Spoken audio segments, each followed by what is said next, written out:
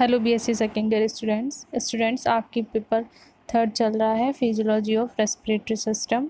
Students last lecture में हमने क्या डिस्कस किया था? हमने डिस्कस किया था लंग्स के स्ट्रक्चर को, लंग्स की पोजीशन, थोरेसिक कैविटी को। तो स्टूडेंट्स आज हम क्या डिस्कस करेंगे? आज हम डिस्कस करेंगे मैकेनिज़्म ऑफ ब्रीदिंग, कि किस तरीके से ब्रीदिंग का प्रोसेस होता है। तो स्टूडेंट्स सबसे पहले आपको ब्रीदिंग का प्रोसेस पता होना चाहिए कि ब्रीदिंग क्या होती है। तो ब्रीदिंग क्या होती है? इनहेल और एक्सहेल, मतलब एयर को अंदर लेना इनहेल कहलाता है और एयर को बाहर छोड़ना एक्सहेल कहलाता है। तो ये ब्रीदिंग के प्रोसेस के अंदर आता है। तो स्टूडेंट्स ब्रीदिंग के इस प्रोसेस में टू इम्पोर्टेंट पॉइंट्स होते हैं जो ब्रीदिंग को में हेल्प करते हैं। तो फर्स्ट पॉइंट क्या होता है? Pressure gradient and second movement of muscle. तो स्टूडेंट्स ब्रीदिंग का जो प्रोसेस होता है वो टोटली किस पर डिपेंड होता है? प्रेशर ग्रेडियंट पर। और प्रेशर ग्रेडियंट क्या होता है? ये एक सिंपल डिफ्यूज़न का ही प्रोसेस होता है जिसमें गैसेस जो होती है वो हाई कंसंट्रेशन से लो कंसंट्रेशन की तरफ मूव कर जाती है, जिससे एक प्रेशर ग्रेडियंट बनता है। और ये जो प्रेशर ग्रेडियंट बनता है ये किसके बीच में बनता है? लंग्स के और एटमॉस्फेयर के बीच में बनता है। मतलब जो हमारे लंग्स होते हैं उसमें जो एयर प्रेजेंट होती है उसका जो प्रेशर होता है वो, और जो एटमॉस्फेयर होती है उसमें जो गैसेस प्रेजेंट होती है उसमें जो प्रेशर बनता है वो।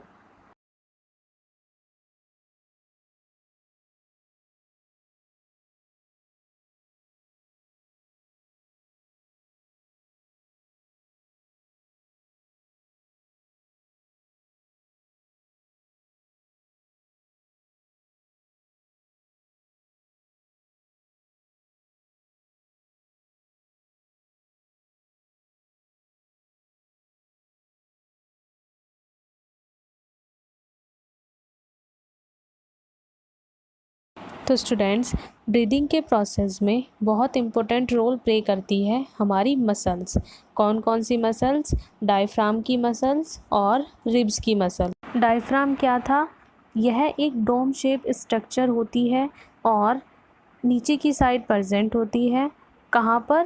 थोरेसिक कैविटी में। और सेकंड था रिब्स की मसल्स। रिब्स की टू टाइप की मसल्स होती हैं। कौन कौन सी? फर्स्ट इंटरनल इंटरकोस्टा मसल्स और second external intercostal muscles. Intercostal muscles मतलब दो रिब्स के बीच में जो मसल्स प्रेजेंट होती हैं उनको बोला गया है इंटरकोस्टल मसल्स, और कोस्टा जो है वो रिब्स का ही दूसरा नाम है। तो इसीलिए रिब्स के बीच में प्रेजेंट मसल्स को इंटरकोस्टल मसल्स बोला जाता है और ये रिब्स को मूवमेंट में मदद करती हैं। तो स्टूडेंट्स मैंने भी आपको बताया था कि रिब्स की टू टाइप्स की मसल्स होती है, इंटरनल एंड एक्सटर्नल। तो स्टूडेंट्स जो मसल्स रिब्स के अंदर की साइड प्रेजेंट होती है उसको हम क्या बोलते हैं? Internal intercostal muscles. और जो मसल्स रिब्स के बाहर की साइड प्रेजेंट होती है उसको हम क्या बोलते हैं? External intercostal muscles. तो स्टूडेंट्स अब तक हमने देखा कि ब्रीदिंग के प्रोसेस में कौन कौन से स्टेप ब्रीदिंग को हेल्प करते हैं। तो अब हम स्टार्ट करते हैं ब्रीदिंग मैकेनिज्म। तो स्टूडेंट्स अब हम स्टार्ट करते हैं ब्रीद इन से, मतलब एयर को अंदर कैसे लेते हैं, और इस प्रोसेस को हम क्या बोलते हैं? इनहलेशन।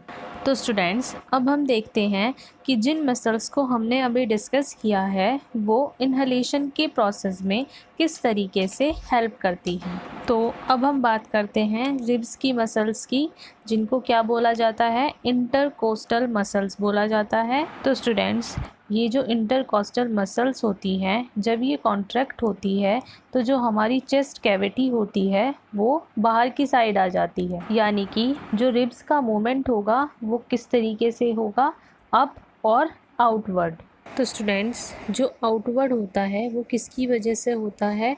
रिब्स की जो आउटर मसल्स होती है जिसको हम क्या बोलते हैं? एक्सटर्नल इंटरकोस्टल मसल्स बोलते हैं, उसकी वजह से होती है। और रिब्स का अपवर्ड किसकी वजह से होता है? डायफ्राम के कॉन्ट्रैक्ट होने की वजह से। डायफ्राम की जो इनिशियली स्ट्रक्चर होती है वो यू शेप्ड की होती है, लेकिन जब हम इनहेल करते हैं तो जब हम इनहेल करते हैं तो जो डायफ्राम की स्ट्रक्चर होती है वो फ्लैट हो जाती है, जिसकी वजह से हमारे जो लंग्स हैं उनकी जो वॉल्यूम होती है वो इंक्रीज़ हो जाती है और जो प्रेशर होता है वो कम हो जाता है। मतलब जब किसी जगह की वॉल्यूम बढ़ जाती है तो वहाँ पर लगने वाला जो प्रेशर होता है वो कम हो जाता है। जब हमारे लंग्स की वॉल्यूम बढ़ जाती है तो लंग्स पर लगने वाला जो प्रेशर होता है वो कम हो जाता है। किसकी वजह से? वॉल्यूम के बढ़ने की वजह से। जैसे ही प्रेशर कम होगा, हम वापस से उस प्रेशर को इक्वल करने के लिए क्या करेंगे? सांस लेंगे, यानी कि एयर को अंदर की साइड लेंगे। और एयर को अंदर की साइड लेने का प्रोसेस ही क्या कहलाता है? इन्हलेशन कहलाता है। तो स्टूडेंट्स, इन्हलेशन के प्रोसेस में दोनों मसल्स रिब्स की और डायफ्राम की कॉन्ट्रैक्ट होगी और वॉल्यूम इंक्रीज़ होगी और प्रेशर कम होगा। तो स्टूडेंट्स, आपको कंफ्यूज नहीं होना है, ये याद रखना है कि वॉल्यूम जो है वो बढ़ेगी और जो प्रेशर है वो कम होगा। तो क्या होगा? इन्हलेशन होगा। तो स्टूडेंट्स, अब हम बात करते हैं एक्सहेलेशन की। एक्सहेलेशन क्या होता है? ब्रीद आउट, मतलब एयर को बाहर की साइड छोड़ना। तो स्टूडेंट्स, एक्सहेलेशन का जो प्रोसेस होता है वो पैसिव प्रोसेस होता है, मतलब जिसमें कोई एटीपी या एनर्जी यूज़ नहीं होती।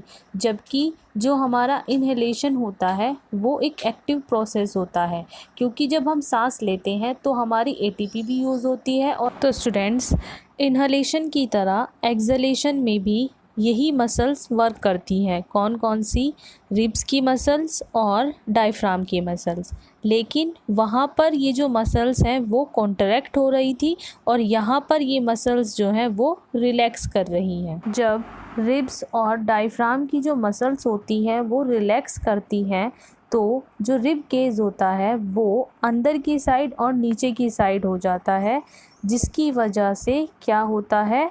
रिब केज जो होता है वो डाउनवर्ड और इनवर्ड होता है, जिसकी वजह से लंग्स की जो वॉल्यूम है वो कम हो जाएगी और लंग्स पर लगने वाला जो प्रेशर है वो बढ़ जाएगा। और जैसे ही प्रेशर बढ़ेगा तो हमें क्या करना होता है? ब्रीद आउट करना होता है, मतलब बाहर की साइड एयर जो है वो बाहर की साइड छोड़नी होती है, ताकि हम वापस से प्रेशर को इक्वल पोजीशन पर ला सके, जो उसकी पोजीशन पहले थी उस पोजीशन पर ला सके। तो स्टूडेंट्स, एक्सहेलेशन के प्रोसेस में क्या होता है? हमारी जो मसल्स होती हैं वो रिलैक्स करती हैं, जिसकी वजह से वॉल्यूम जो है वो कम हो जाती है और जो प्रेशर होता है वो बढ़ जाता है।